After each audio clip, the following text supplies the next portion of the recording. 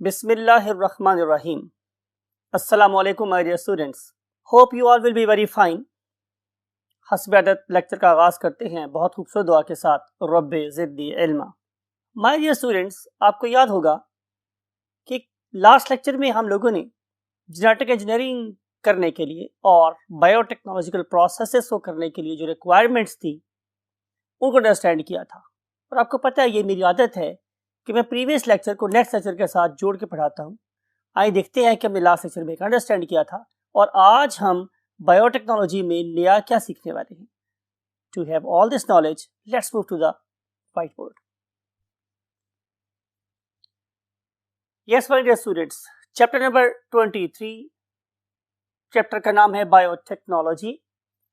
और आज हम क्या करेंगे, सबसे पहले रीकैप लेंगे कि अगर हम लोग रिकॉम्बिनेंट डीएनए टेक्नोलॉजी करना चाहते हैं तो उसके लिए हमें कौन कौन से स्टेप से गुजरना पड़ता है। तो आपको याद है कि हमारा सबसे पहला काम यह था कि टू ऑब्टेन गोई मींस जीन ऑफ इंटरेस्ट। तो ये हम लोगों ने सबसे पहला काम ये करना है, obtain a gene of interest. मैंने आपको बोला था कि मैं जिस पर्टिकुलर जीन को ठीक करना चाहता हूं या मैं उससे कोई प्रोडक्ट बनवाना चाहता हूं तो वो ही जीन मेरा जीन ऑफ इंटरेस्ट होगी, राइट। फिर आपको याद होगा कि लास्ट लेक्चर की एंड पे हम लोगों ने एक बहुत इंपॉर्टेंट चीज पढ़ी थी और वो क्या था, मोलेक्युलर सीजर्स। तो second thing is selection of appropriate molecular scissor. ठीक है, और आपको पता है कि मोलेक्युलर सीजर्स बेसिकली क्या होती हैं, एंडोन्यूक्लियेजेस। और ये जो वर्ड है एंडोन्यूक्लियेजेस, आपको पता है कि ये एंजाइम सबसे पहले बैक्टीरिया में डिस्कवर हुए थे और इन पर्टिकुलर एंजाइम्स की मदद से बैक्टीरिया डिफेंड करता है अपने आप को against the DNA of viruses.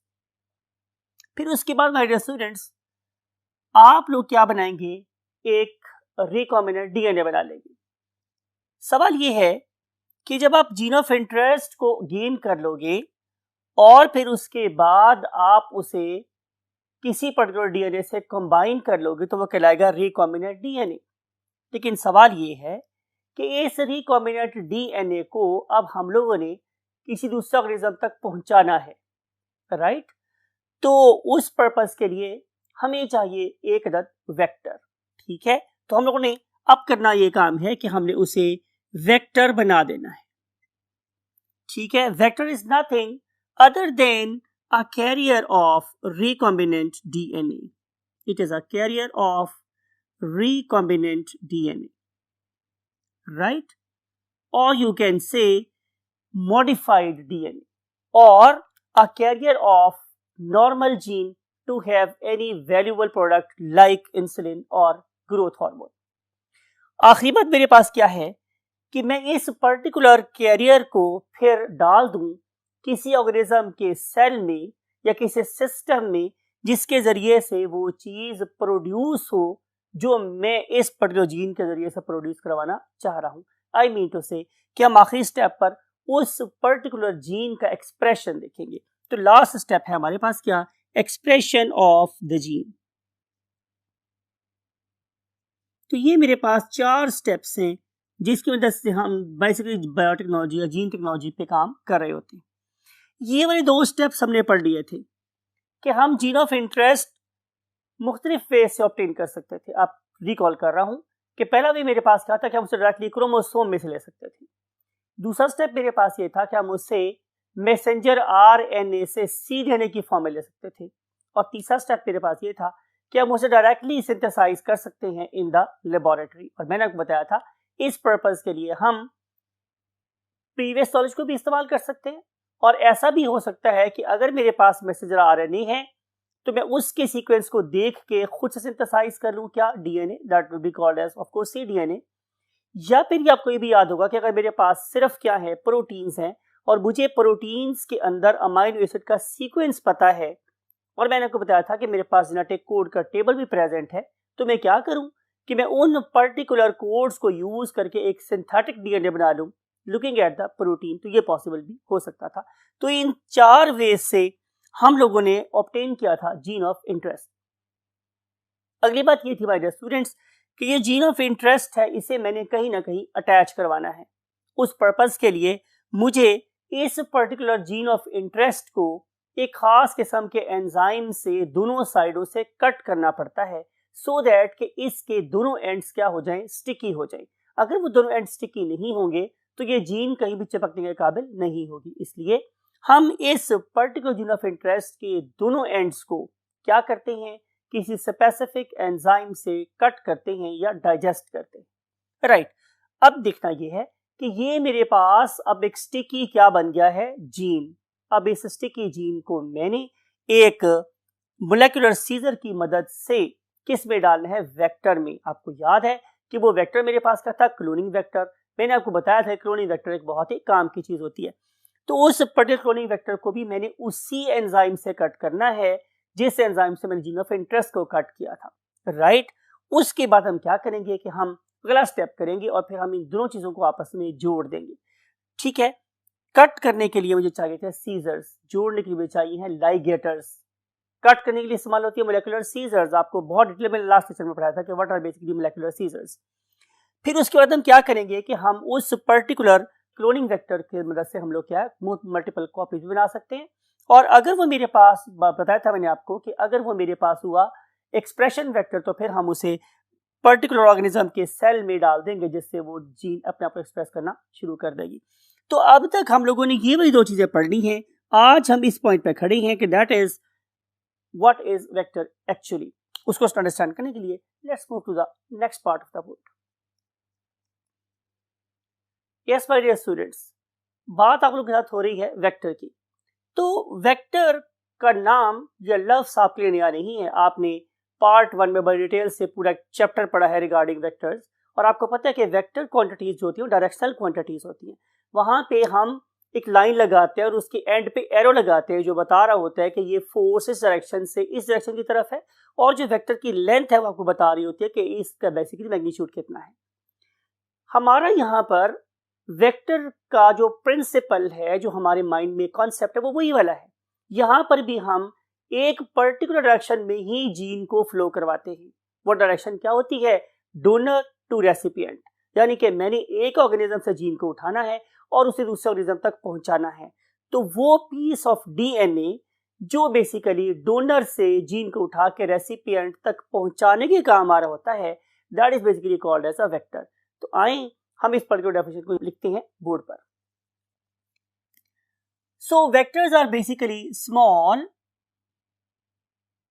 Pieces of DNA. आप 2 वर्ड यूज कर सकते हैं, पीसेस और piece. Right, piece of DNA to, क्यों इस्तेमाल कर रहे हैं, टू क्लोन अ जीन। हम बेसिकली एक जीन को क्लोन करना चाह रहे हैं। लिहाजा आप लोगों के लिए अब तक के वर्ड में ये small piece of DNA important word हो गया, और दूसरा क्लोन अ जीन, ये दूसरा इंपॉर्टेंट वर्ड है। टू क्लोन अ जीन किस लिए, to create a genetically modified organism. Genetically modified organism. और मेरा ख्याल है कि आप लोग इस बात को पढ़ चुके हैं कि हम जेनेटिकली मॉडिफाइड ऑर्गेनिज्म को एब्रीविएट करते हैं capital G, capital M, capital O के साथ। That is called as genetically modified organism. Right, to create a genetically modified organism और GMO is called as what, a vector. तो लिखते हैं is called a vector, is called a vector. Right. अब हम करेंगे क्या, हम लोग यहां पर क्या करेंगे, लॉजिक लिखेंगे। आखिर हम इसे लॉजिक क्यों यूज कर रहे हैं, बिकॉज कि as 2 pieces of DNA is used to transfer gene from one organism, right, to another organism, to another organism. So it is called as what? Carrier. It is called as carrier, or simply we call it as vector. अब यहाँ पे student समझने वाली बात क्या है कि मैंने यहाँ पे 2 पीसेस ऑफ डीएनए की बात की, ठीक है। इसका मतलब ये है कि यहाँ पे 2 मुख्तलिफ किस्म के डीएनए शामिल हैं, एक इस वेक्टर का अपना डीएनए और दूसरा डीएनए जो हमारा जीन ऑफ इंटरेस्ट का था। चूंकि ये दोनों किस्म के डीएनए यहाँ से मूव कर रहे हैं और इसकी वजह से ही हमारे पास जीन जो है वो फ्लो कर रही है from one organism to an other organism, इसीलिए हम इसे क्या बोल रहे हैं, वेक्टर, क्योंकि डायरेक्शन का हम लोगों को पता है। अब सवाल ये है कि जब मैं इस पर्टिकुलर जीन को वेक्टर के साथ यू कैन से बांध लूंगा और उसे उठा के मैं किसी रेसिपिएंट के पास डाल दूंगा, तो रेसिपिएंट की बॉडी में जाने के बाद व्हाट नेक्स्ट? बात यह है कि अब फिर क्या होगा। तो आंसर मेरे पास माय डियर स्टूडेंट्स ये है कि after you can say moving of the pieces और piece, 2 things can happen. Number 1, या तो फिर ये हो सकता है कि मैं उसको रेप्लिकेट करवा सकता हूं, और या फिर ये हो सकता है कि मैं उसकी एक्सप्रेशन करवा सकता हूं, राइट। डिपेंड करता है कि मेरे पास वेक्टर किस किस्म का है। आपको याद होना चाहिए कि ये जो मेरे पास वेक्टर हैं ये 2 किस्म के हो सकते हैं। एक को हम बोलते हैं क्लोनिंग वेक्टर। क्लोनिंग वेक्टर का मतलब ये जो बहुत तेजी से उसकी कॉपीज बना सकता है, and other type of vector is called as expression vector. तो ऐसा करते हैं, आपको ज्यादा समझाने के लिए यहाँ पे साथ लिख भी देते हैं कि these are called as cloning vector,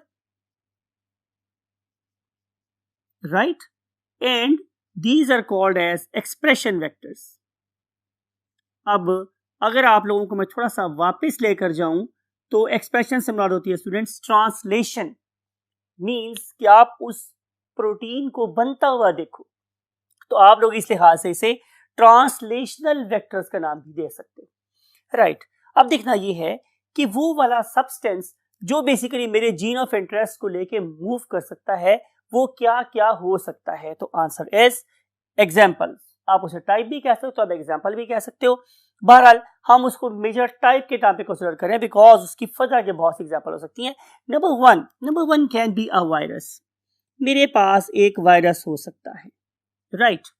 और ये जो मेरे पास वायरस है ये आपको पता है कि ये अगर जीन कैरी कर रहा है टुवर्ड्स द बैक्टीरियम तो जाहिर है ये एक बैक्टीरियोफेज होगा। पढ़ रखा है आप लोगों ने चैप्टर नंबर 5 के अंदर, तो बैक्टीरियोफेज होगा। तो हम क्या करेंगे कि हम अपनी जीन ऑफ इंटरेस्ट को वायरस के डीएनए के साथ बाइंड करेंगे और अब उसे बैक्टीरिया की बॉडी में जाने को कहेंगे, तो उस टाइम पे जो वायरस है it will be acting as a carrier और सिंपली अ वेक्टर, ठीक है जी। फिर इसके अलावा हमारे पास क्या हो सकता है, हमारे पास हो सकते हैं प्लाज्मिड्स। क्या हो सकते हैं हमारे पास? प्लाज्मिड। तो प्लाज्मिड क्या होते हैं, यही हमारा बेसिकली टॉपिक है, आज डिटेल से डिस्कस करेंगे। लेकिन इस वक्त आपने सिर्फ ये समझना है कि ये स्पेशल किस्म के सर्कुलर पीस ऑफ डीएनए होते हैं। ये पढ़ रखा है वैसे आप लोगों ने, आई नो दिस थिंग। हम लोगों ने इसे प्रोकैरियोट वाले चैप्टर में बहुत डिटेल से पढ़ा था और अंडरस्टैंड किया था कि बेसिकली प्लाज्मिड का क्या रोल होता है।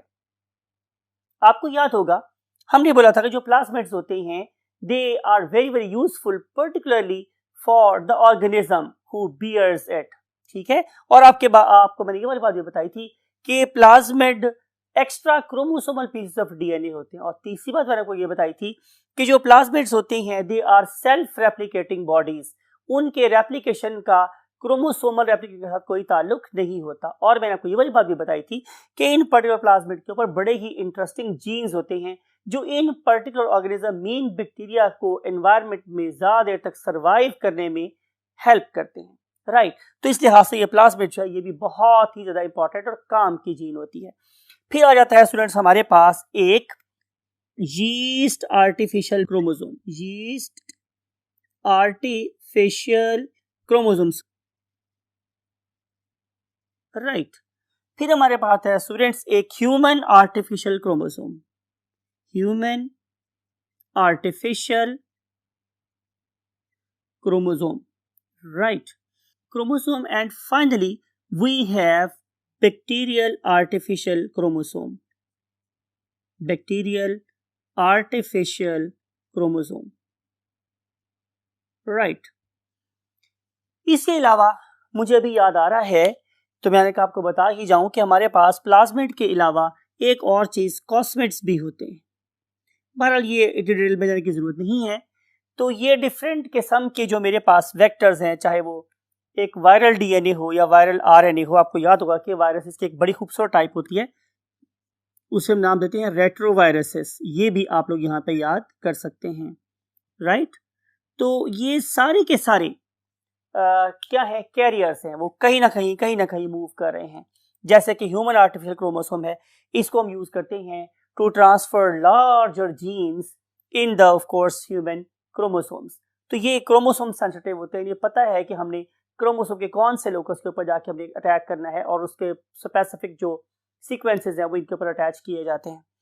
सिमिलरली बैक्टीरिया आर्टिफिशियल क्रोमोसोम है, बैक्टीरिया का क्रोमोसोम नहीं है, बल्कि हमने बैक्टीरिया के क्रोमोसोम के साइज का एक आर्टिफिशियल क्रोमोसोम डिजाइन किया हुआ है, that is called as bacterial artificial chromosome. तो ये सारी की सारी वो चीजें हैं कि जो बेसिकली मेरे जीन ऑफ इंटरेस्ट को अपने साथ बाइंड कर सकती हैं और अपने टारगेट पे पहुंच सकती हैं। याद रखिएगा, टारगेट बैक्टीरिया भी हो सकता है, वायरस भी हो सकता है, टारगेट हमारा प्लांट बॉडी भी हो सकती है, प्लांट का सेल भी हो सकता है, target animal body, animal cells भी हो सकते हैं, और इसके अलावा कोई बैक्टीरिया के सेल भी हो सकते हैं। तो मतलब ये है कि हम लोगों ने, डिपेंड करता है कि हम किस ऑर्गेनिज्म के ऊपर रिसर्च कर रहे हैं, हमारे पास हमारे जीन का साइज क्या है और हम लोग कितनी नंबर ऑफ कॉपीज बनाना चाह रहे हैं, उस लिहाज से ही हम लोग अपने वेक्टर को सेलेक्ट करते हैं, राइट? आज हम इनमें से सिर्फ और सिर्फ एक वेक्टर को स्टडी करेंगे, that is called as a plasmid. Even हम कॉस्मिड को भी स्टडी नहीं करेंगे, हम सिर्फ और सिर्फ इस पर्टिकुलर प्लाज्मिड को स्टडी करने जा रहे हैं। So let's move to the next part of the word, that is to understand what is a plasmid. Yes my dear students, बात हुई थी आप लोगों के साथ प्लाज्मिड की। डेफिनेशन मेरे पास क्या होती है कि plasmids are extra chromosomal, plasmids are extra chromosomal pieces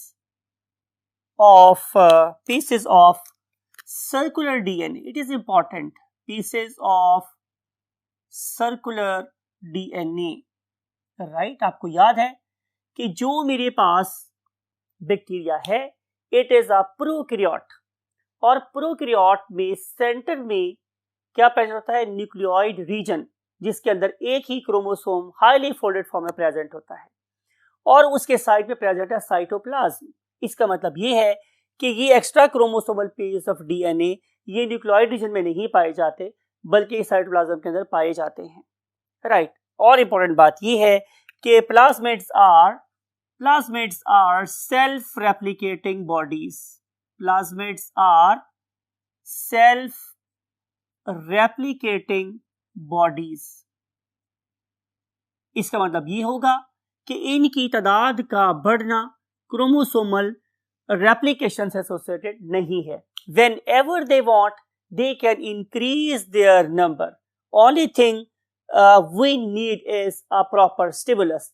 जब भी बैक्टीरिया के सराउंडिंग में एक स्पेसिफिक किस्म का स्टिमुलस आएगा, उसको ये प्लाज्मिड रिस्पॉन्ड करते हैं और फिर अपने नंबर को बहुत तेजी से बढ़ा लेते हैं, और जिससे बैक्टीरिया के सर्वाइव करने के चांसेस भी ज्यादा हो जाते हैं। डिस्कवरी की जहां तक बात है स्टूडेंट्स, माय डियर स्टूडेंट्स, आपकी बुक कहती है कि सबसे पहले इन्हें इकोलाई में डिस्कवर किया था, when they were studying sexual reproduction of an intestinal bacterium that is called as E coli. तो यहाँ से हम लोगों को फर्स्ट टाइम प्लाज्मिड के बारे में पता चला था। याद रखना है कि E coli is an intestinal bacterium, और हम उसकी सेक्सुअल रिप्रोडक्शन को पढ़ रहे थे, तो हमें एक बहुत ही स्मॉल छोटे से पीस ऑफ डीएनए का पता चला, जिसे हम प्लाज्मिड का नाम देते हैं। ज्यादा लोग क्या स्टूडेंट्स, इनके सोर्स की तो जाहिर है हम इनका सोर्स बैक्टीरियम ही है, प्रोकैरियोट्स हैं। तो डिफरेंट किस्म के बैक्टीरियम से हम लोग इन पर्टिकुलर क्या प्लाज्मिड्स को आइसोलेट कर सकते हैं, निकाल सकते हैं। अगेन अगर मैं प्लाज्मिड की आइसोलेशन की बात करूं, तो मेरे पास प्लाज्मिड को आइसोलेट करने के मुख्तलिफ तरीके होते हैं। ये हम इस्तेमाल करते हैं as per the size of plasmid, right. इसके लिए प्रॉपर हमारे पास क्या किट्स मौजूद होती हैं, और उन पर्टिकुलर किट्स को इस्तेमाल करके हम एक स्पेसिफिक प्रोटोकॉल को फॉलो करके स्पेसिफिक डिवाइसेस को यूज करके हम प्लाज्मिड को क्या कर सकते हैं, आइसोलेट कर सकते हैं, और फिर उन पर्टिकुलर प्लाज्मिड्स को हम अपनी जेनेटिक रिसर्च में इस्तेमाल कर सकते हैं। यू नो वेरी वेल कि नॉट ओनली हमें प्लाज्मिड को आइसोलेट करना पड़ेगा, बल्कि मैंने आपको बताया था कि मोलेकुलर सीजर्स यूज करनी पड़ेंगी, और मैं इस पर्टिकुलर प्लाज्मिड को उसी पर्टिकुलर सेट ऑफ एंजाइम से कट करूंगा कि जिससे मैंने अपनी जीन ऑफ इंटरेस्ट को कट किया था। Now both of them have got the sticky ends and they have got the complementary bases against each other.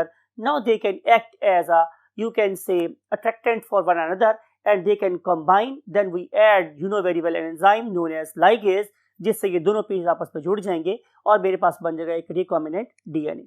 बात आपको समझ आ रही है? अब हम देखते हैं इसकी example. Two examples are given in your book. One of them is called as PSC, small p, capital S, and small c, PSC, and it is known as 101, PSC 101. And other example is PBR, P and then BR 322, right. ये दो examples हैं, यानी कि ये one of the earliest and very famous plasmids जो कि समझ लो हमारी जेनेटिक रिसर्च में बहुत ज़्यादा इस्तेमाल होती है, डीएनए रिकॉम्बिनेंट टेक्नोलॉजी में भी बहुत ज़्यादा इस्तेमाल होता है। तो ये दो प्लाज्मिड हैं, PSC 101 and PBR 322। My dear students, जैसे मैंने आपको बोला था कि इसका सबसे बड़ा फायदा खुद बैक्टीरियम को होता है कि वो अपने पास प्लाज्मिड रखे। तो रीजन इज कि एनी पर्टिकुलर प्लाज्मिड के ऊपर एंटीबायोटिक रेजिस्टेंट जीन्स होते हैं। अगर आपको मेरा पार्ट ऑफ द लेक्चर याद हो तो मैंने आपको बताया था कि ऐसा हो सकता है कि आपको एक MBBS क्वालिफाइड डॉक्टर मेडिसिन दे तो आप ठीक ना हो, और कोई क्वैक आपको मेडिसिन दे तो वो ठीक हो जाए। तो इसके पीछे रीजन बताई थी। जरूरी नहीं है कि डॉक्टर जो इतना पढ़ लिख गया है वो आपको गलत मेडिसिन दे रहा होगा। इनफैक्ट जो मेडिसिन सेलेक्ट की उस पर्टिकुलर मेडिसिन के अगेंस्ट उस पर्टिकुलर बैक्टीरियम की बॉडी में एंटीबायोटिक रेजिस्टेंट जीन प्रेजेंट था। किस पे? प्लाज्मिड पे। तो मैंने आपको बोला था कि अगर मैं इस पर्टिकुलर प्लाज्मिड को पुट करना चाहता हूँ into a very quick you can से एप्लीकेशन, तो फिर मुझे क्या करना पड़ेगा? मुझे एक स्टिमुलस देना पड़ेगा। तो जो ही इस पर्टिकुलर डॉक्टर ने इस पर्टिकुलर पेशेंट को क्या दिया? एक एंटीबायोटिक दी, और चूंकि उस एंटीबायोटिक के अगेंस्ट जीन बैक्टीरिया के पास था, वो इंड्यूस हुए, मुतासिर हुए, तो उन्होंने फौरी तौर पर अपने नंबर को बहुत ऐसे इंक्रीज किया और बैक्टीरिया को मरने से बचा लिया। देखना यह है कि हमारे इन दो यू कैन से एग्जांपल्स में जो प्लाज्मिड हमने लिखे हैं यहाँ पे PSC 101 एंड PBR 322, इनके अंदर हमारे पास किस एंटीबायोटिक के अगेंस्ट जीन प्रेजेंट होता है? तो आंसर है हमारे स्टूडेंट्स के PSC 101 के पास against tetracycline is an antibiotic. तो उस एंटीबायोटिक के पास के अगेंस्ट जीन प्रेजेंट है PSC 101 के पास। लेकिन जो PBR है it is even more advanced because this particular you can say plasmid has got resistant genes against two antibiotics. One of them is the same tetracycline and other one is ampicillin. इसका मतलब ये होगा कि अगर मैं, बात को सुनिएगा, इसका मतलब ये है कि अगर मैं एक ऐसे बैक्टीरियम को कि जिसके पास PSC 101 प्रेजेंट है, राइट, मैं ऐसी मीडियम में डालूं जिसमें टेट्रासाइक्लिन प्रेजेंट है, तो ये वाले बैक्टीरिया नहीं मरेंगे। बड़ी इंपॉर्टेंट बात है माय डियर स्टूडेंट्स। अगर मैं PSC 101 प्लाज्मिड कंटेनिंग बैक्टीरिया को टेट्रासाइक्लिन वाले मीडियम में डालूंगा तो वो नहीं मरेंगे, बिकॉज के उनके पास एक ऐसा जीन प्रेजेंट है जो उन्हें टेट्रासाइक्लिन के अगेंस्ट रेजिस्टेंस फराहम कर रहा है। सिमिलरली अगर मैं एक ऐसे बैक्टीरियम को जिसके पास PBR 322 प्लाज्मिड मौजूद है, तो उसको मैं एक ऐसे मीडियम में डाल दूं कि जिसमें मैंने टेट्रासाइक्लिन भी डाली हुई है और एम्पिसिलिन भी डाली हुई है, तो ये बिकॉज कि उससे ज्यादा ढीठ है, तो इवन दो एंटीबायोटिक की प्रेजेंस में भी ये वाला बैक्टीरियम नहीं मरेगा। याद रखिए मैं बोल रहा हूं बैक्टीरियम नहीं मरेगा जिसके पास ये वाला प्लाज्मिड है। तो जाहिर है इसका फायदा दो बंदों को है। देखते हैं किस किस को। So let's move to the last part of the board. Look at this my dear students. मैंने लिखा है आप लोगों के लिए एडवांटेज। भाई सबसे पहला एडवांटेज तो जाहिर है किसको है? बैक्टीरियम को इटसेल्फ, कि जो बैक्टीरियम है, बैक्टीरिया ठीक है, शो रेजिस्टेंस और develop resistance against various antibiotics and they have the more chances of survival, more chances of what, survival. पहली बात तो ये हो गई। लेकिन क्या इसका हमें कोई फायदा हो सकता है? तो आंसर इज यस, हमें फायदा हो सकता है। किस तरीके से कि मैं किसी हद तक ये कह सकता हूं कि अगर मैंने एक बात को गौर से सुनिएगा कि अगर मैंने एक प्लाज्मिड को मॉडिफाई कर लिया है, क्या कर लिया स्टूडेंट्स? मॉडिफाई कर लिया है। कैसे? By combining plasmid of the DNA with gene of interest. इस पर्टिकुलर जीन ऑफ इंटरेस्ट की लाइगेशन को, इसके जुड़ने को प्लाज्मिड के साथ हम दो तरीके से टेस्ट कर सकते हैं। पहला मेथड तो ये हो सकता है कि मैं सिंपली उसकी जेल इलेक्ट्रोफोरेसिस कर लूं, तो वो वाला प्लाज्मिड जिसके साथ मेरा जीन ऑफ इंटरेस्ट बाइंड हो गया है उसका साइज बड़ा हो जाएगा, राइट? उसके जो बेस पेयर्स है या किलो बेस पेयर्स है वो बढ़ जाएंगे, और जिस पर्टिकुलर प्लाज्मिड के पास जीन ऑफ इंटरेस्ट नहीं होगा जाहिर है उसका साइज छोटा रह जाएगा। और दूसरा भी मेरे पास क्या हो सकता है कि मैं इस पर्टिकुलर बैक्टीरिया को, जिनको कि मैंने यू कैन से ट्रांसफॉर्म कर दिया है इनटू जीएमओ और जेनेटिकली मॉडिफाइड ऑर्गेनिज्म, तो मैं क्या करूंगा कि मैं उन पर्टिकुलर बैक्टीरियम को ग्रो करवाऊंगा ऑन एम्पिसिन मीडियम और टेट्रासाइक्लिन मीडियम और tetracycline and ampicillin medium, right? Depending upon the type of what plasmid, हमने last you can say part of the board में ये पढ़ा था। तो depending upon the type of plasmid मैं क्या करूंगा कि मैं उस पर्टिकुलर एंटीबायोटिक को मीडियम में डालूंगा और फिर बैक्टीरिया को उस पर ग्रो करने को कहूंगा। तो वो वाले बैक्टीरिया जिनके पास ये प्लाज्मिड होगा वो नहीं मरेंगे। तो चूंकि मैंने उस पर्टिकुलर प्लाज्मिड को क्या कर दिया था, मॉडिफाई कर दिया था, तो फिर ज्यादा चांस ये है कि उन पर्टिकुलर बैक्टीरिया में नॉट ओनली ये प्लाज्मिड प्रेजेंट है बल्कि मेरा जीन ऑफ इंटरेस्ट भी प्रेजेंट है। उसका मतलब ये होगा कि इन प्लाज्मिड का फायदा सिर्फ बैक्टीरिया को नहीं है बल्कि बायोटेक्नोलॉजिस्ट को इसका फायदा भी है। तो बात यहाँ पे लिख रही है कि सेकंड इसका जो बेनिफिशियरी है वो क्या है? बायोटेक्नोलॉजिस्ट, बायोटेक्नोलॉजिस्ट, और इसकी मदद से वो transformed and non transformed bacteria के दरमियान में फर्क कर सकता है। Non transformed and transformed bacteria में फर्क कर सकता है यूजिंग दीज पर्टिकुलर प्लाज्मिड्स।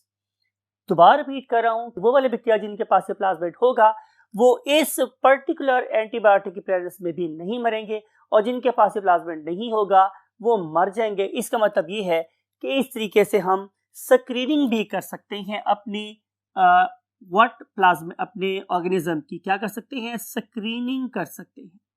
हम डिफरेंशिएट कर सकते हैं, स्क्रीन आउट कर सकते हैं कि किस पर्टिकुलर बैक्टीरिया के पास जीन ऑफ इंटरेस्ट हो सकता है और किसके पास होने का चांस बिल्कुल जीरो है, राइट? अब हम देख रहे हैं हमारे स्टूडेंट्स आखिरी बात कि ये जो हमारे पास प्लाज्मिड होता है इसके कुछ बड़े यूनिक फीचर्स होते हैं। याद रखने वाली बात ये है कि आज हमारे पास ऐसे वेक्टर भी प्रेजेंट हैं कि जिन्हें हम लोगों ने लेबोरेटरी में खुद से बना रखा है और उनके अंदर वो फीचर्स हमने ऐड कर दिए हैं जिसकी मदद से वो बेहतर और ज्यादा सक्सेसफुल कैरियर बन सकते हैं।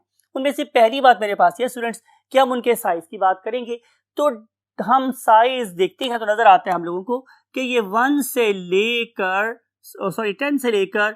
2000 बेस पेयर्स के बराबर हो सकता है। बेस पेयर्स के बराबर हो सकता है, राइट? बीबीपीज। फिर इसके अलावा आपने क्या रखना है हमारे स्टूडेंट्स कि ये एक प्लाज्मिड मैंने ड्रॉ किया हुआ है।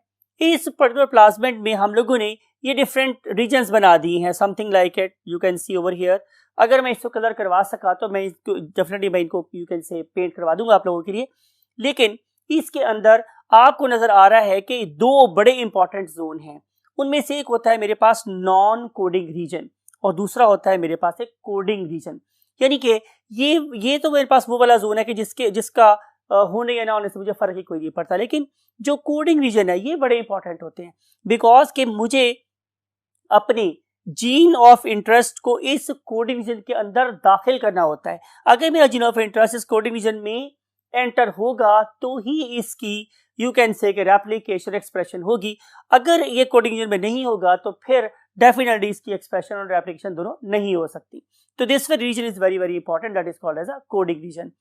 अगर मेरा region of interest non coding region में आएगा तो सबको उसका फायदा नहीं होगा। इस चीज को चेक करने के लिए कि ये क्या उस जोन में आ रहा है कि नहीं, हम क्या करते हैं कि हम उस पर्टिकुलर वेक्टर को कट करके देखते हैं by means of certain you can से सॉफ्टवेयर्स कि क्या जो मेरा प्लाज्मिड है वो मेरे एंडोन्यूक्लियोजेस के साथ कट होगा या नहीं होगा, whether this particular plasmid is a cutter और non cutter for that very you can say enzymes. फिर इसके अलावा यहाँ पे एक और बहुत ही इंपॉर्टेंट चीज होती है that is called as the origin of replication. ये भी हम खुद से इंसर्ट करते हैं, यानी कि अगर फॉर एग्जांपल मैं इस पर्टिकुलर प्लाज्मिड में से ये वाला रीजन एलिमिनेट कर दूं तो जाहिर है इसके अंदर तो ये पैगाम ही नहीं है कि तुम अपनी कॉपीज बनाओ, या ये पैगाम नहीं है कि तुम अपना एक्सप्रेशन बनाओ, तो फिर ये वाला वेक्टर बिल्कुल क्या हो जाएगा, मेरी बेकार हो जाएगा। तो अगर मैं ये चाहता हूं कि ये वेक्टर अपनी बहुत ज्यादा कॉपीज बना ले तो फिर मुझे इस पर्टिकुलर वेक्टर के अंदर एक खास कोड एंटर करना पड़ता है।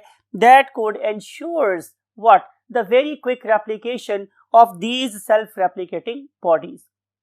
ठीक है, फिर हमारे पास एक और जीन बहुत इंपॉर्टेंट है, जोन बहुत important, that is called as ABR region. It is called as antibiotic resistant gene region. मैंने आपको बोला अभी कि जिस प्लाज्मिड के पास एंटीबायोटिक रेजिस्टेंट जीन होंगी जाहिर है वो प्लाज्मिड हेल्पफुल होगा not only for biotechnologist but also for the bacteria. Bacteria को इससे मिलेगी लाइफ और बायोटेक्नोलॉजी को इसकी मदद से मिलेगी जीन को स्क्रीन करने की एबिलिटी। सो ये कुछ फीचर्स हैं, ये कुछ प्रॉपर्टीज हैं जो एक अच्छे वेक्टर या प्लाज्मिड के अंदर होनी चाहिए। याद रखने वाली बात है हमारे स्टूडेंट्स कि जब मैं बात करता हूँ प्लाज्मिड की के इस फीचर की, तो जरूरी नहीं है कि ये वाले फीचर सिर्फ हमारे प्लाज्मिड में होने चाहिए, बल्कि और भी जितने डिफरेंट किस्म के वेक्टर में पढ़े थे, चाहे वो ह्यूमन आर्टिफिशियल क्रोमोसोम है, चाहे वो मेरे पास बैक्टीरियल आर्टिफिशियल क्रोमोसोम है, चाहे वो मेरे पास यीस्ट आर्टिफिशियल क्रोमोसोम है, whatever it may be, cosmid, it may be virus, it may be retroviral RNA और डीएनए, व्हाटएवर, उन सब के अंदर ये प्रॉपर्टी तो मस्ट होनी चाहिए कि वो अपनी रेप्लिकेटिंग बॉडी अपनी रेप्लिकेशन करवा सकते हो, राइट। उनके पास ऐसे रीजन होने चाहिए कि जिनके अंदर अपने जीन ऑफ इंटरेस्ट को इंसर्ट कर सकते हो।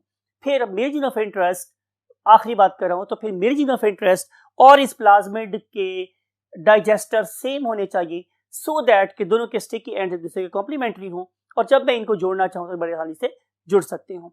So that's it with the topic of plasmid. कल आप लोगों से देखेंगे कि अगर हमने इन पर्टिकुलर जीन्स को आपस में मिलाना हो तो उसके लिए हमें कौन कौन से पापड़ बेलने पड़ते हैं, और अगर हमें किसी मौका भी इसमें गलती रह जाए तो आखिर हम क्यों नाकाम हो जाते हैं। So to have all the answers of these particular questions, you have to have wait till tomorrow. Till that time, take very good care of yourself and your great parents. और मैं हमेशा कहता हूँ आप लोगों से कि जब भी दुआ कीजिएगा हमारे लिए ज़रूर दुआ कीजिएगा। I want to say you.